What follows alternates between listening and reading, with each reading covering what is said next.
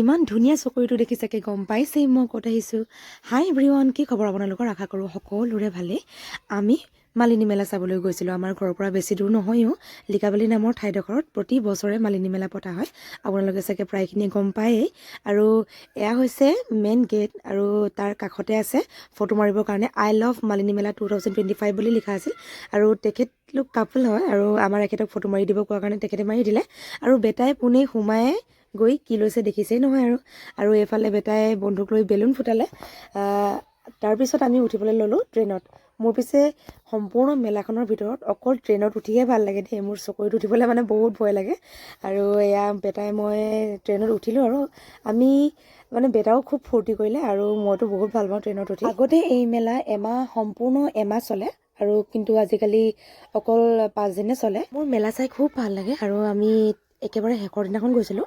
আগৰ কেইদিন যাবৰ কাৰণে সময়টো অকণমান নিমিলাৰ কাৰণে যোৱাটো নহ'ল। আৰু আমি তাৰ পাছত গ'লোঁ আৰু এটা খেল চাবৰ কাৰণে। এয়া দেখিতো গম পাইছেই কি খেল। আৰু এইফালে বাজনী যে দেখিছে, বৰ সাহসী ছোৱালী কিন্তু দেই। দাদাকেইজনৰ সমানে সমানে তেওঁ বৰ ধুনীয়াকৈ প্ৰদৰ্শন কৰিলে। আৰু আমি তাৰ পৰা ওপৰৰ পৰা আমি যেতিয়া চাইছোঁ, সম্পূৰ্ণ এৰিয়াটো মানে দেখি পোৱা যায় মেলাৰ। ইমান ধুনীয়া লাগিছে মানে দেই, দেখি খুব ভাল লাগিল। কেমেৰাত কিন্তু ইমান ধুনীয়াকৈ এতিয়া ওলোৱা নাই, কিন্তু তাত যেতিয়া থিয় হৈ দিব ন, ৱাও ৱাও বুলি কৈছোঁ, মানে ইমান বেছি ভাল লাগে। আৰু এইফালে খেলিবৰ কাৰণে ধেৰ বস্তু আছিল দেই।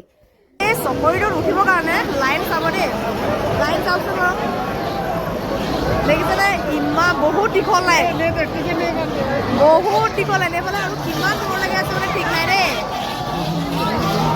তাক আৰু বেটা চকৰিত উঠিবৰ কাৰণে বৰ হেঁপাহ আছিল, কিন্তু লাইন দেখিয়ে ভয় খাই না নহ'ব দেই বুলি কৈ আমি তাৰ পৰা গুচি আহিলোঁ।